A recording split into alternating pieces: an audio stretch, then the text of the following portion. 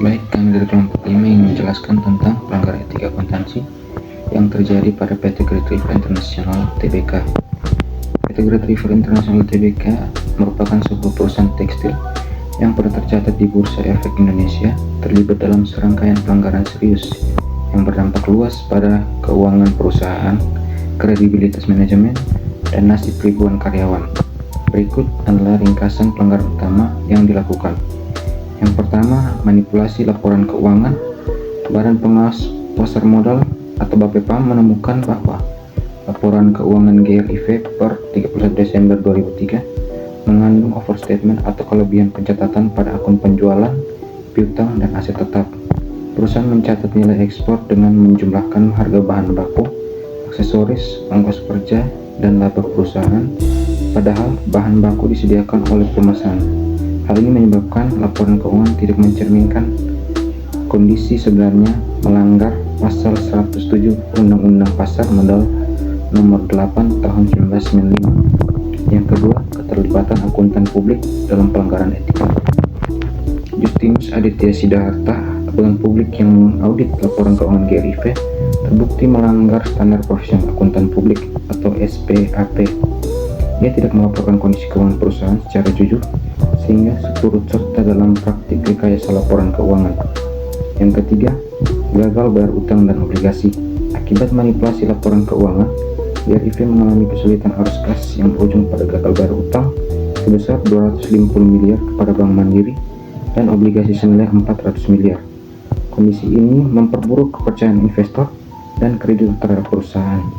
Yang keempat, pelanggaran hak karyawan. Sejak 2004, GRIV menunggak pembayaran dan upah hak-hak normatif lainnya kepada karyawan. Sebanyak 3.221 mantan karyawan mengajukan permohonan pilot terhadap perusahaan. Analisis permasalahan. Yang pertama, manipulasi laporan keuangan dan dugaan korupsi.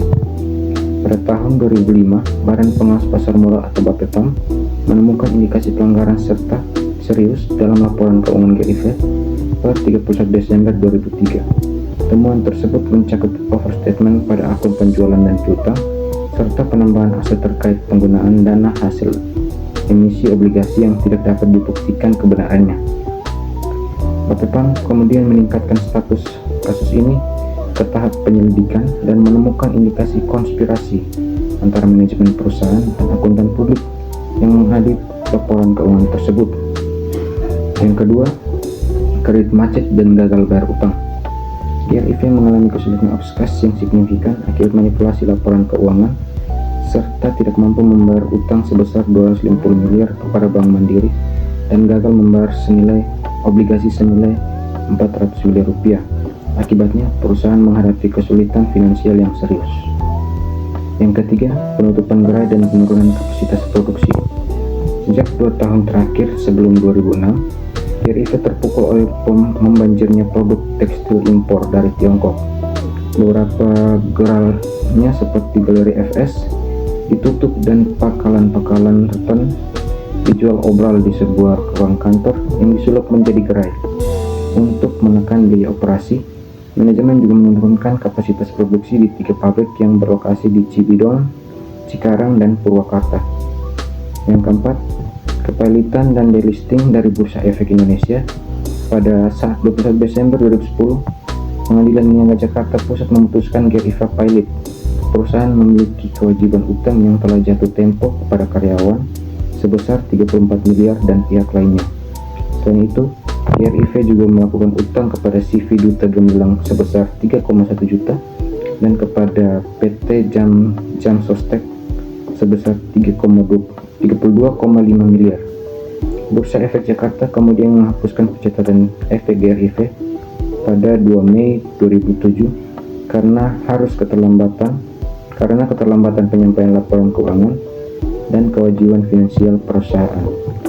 Materi selanjutnya akan disampaikan oleh teman saya.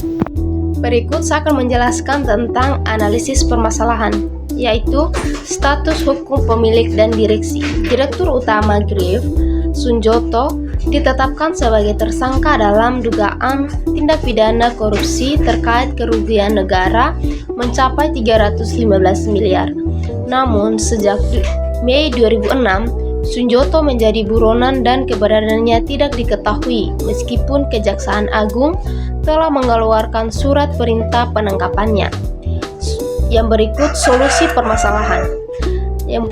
Masalah yang pertama, manipulasi laporan keuangan. Solusinya, audit ulang laporan keuangan oleh auditor independen, reformasi internal dengan memperkuat sistem pengawasan dan kontrol keuangan, mengganti manajemen yang terlibat atau lalai, serta melakukan pelatihan etika keuangan. Masalah yang kedua, gagal bayar utang dan obligasi. Solusinya adalah mengajukan penundaan kewajiban pembayaran utang, menjual aset non-inti untuk mendapatkan likuiditas, mencari investor strategis atau merger untuk memperkuat permodalan.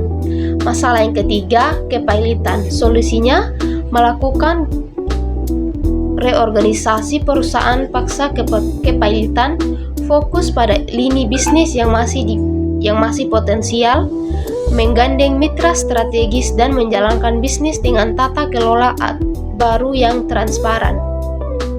Masalah yang keempat, dugaan korupsi oleh direksi. Solusinya proses hukum terhadap pihak yang terlibat, pembenahan tata kelola perusahaan, penetapan kode etik dan pembentukan komite audit independen. Kesimpulan, 1. Masalah tata kelola perusahaan. PT Great River International Tbk menghadapi masalah besar dalam hal tata kelola perusahaan yang terlihat dari manipulasi laporan keuangan dan kurangnya transparansi dalam pengelolaan aset. Hal ini terkontribusi terhadap krisis yang dihadapi perusahaan.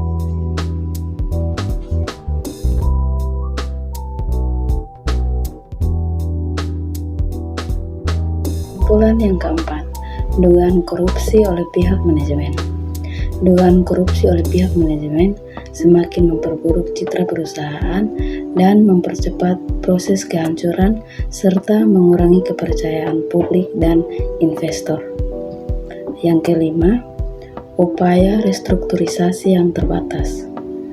Meskipun perusahaan telah berusaha melalui restrukturisasi utang dan kemitraan strategis, langkah-langkah tersebut tidak cukup untuk mengembalikan kondisi keuangan perusahaan ke posisi yang stabil.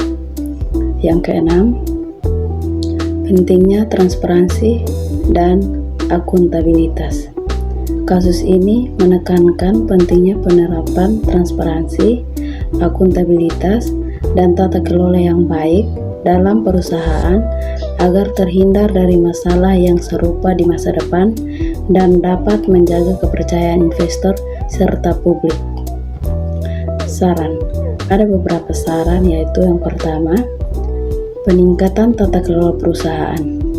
Perusahaan harus memperkuat sistem kontrol internal dan memastikan transparansi di semua tingkat manajemen.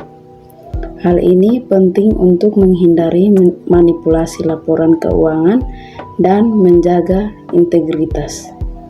Yang kedua, restrukturisasi utang dengan melibatkan kreditor.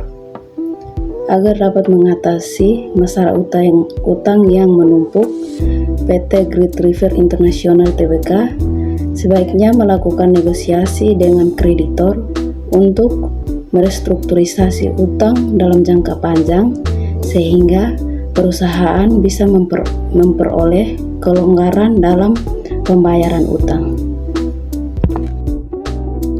Saran yang ketiga, diversifikasi dan fokus pada bisnis utama. Perusahaan perlu fokus pada lini bisnis yang menghasilkan keuntungan dan berpotensi tumbuh secara berkelanjutan, serta menghindari investasi yang berisiko tinggi tanpa analisis yang matang.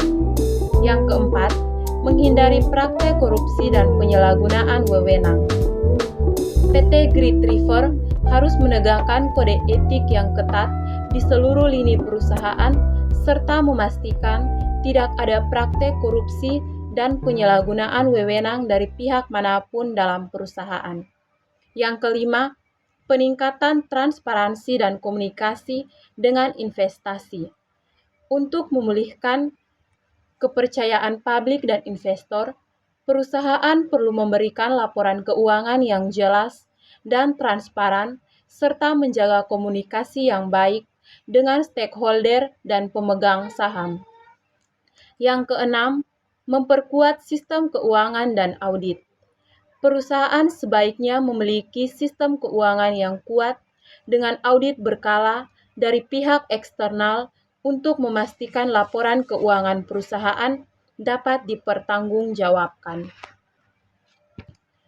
Yang terakhir, 7. Pengelolaan risiko yang lebih baik. Mengingat kondisi keuangan yang rentan, PT Grid River Tbk perlu memiliki strategi pengelolaan risiko yang lebih baik untuk menghadapi ketidakpastian pasar dan ekonomi.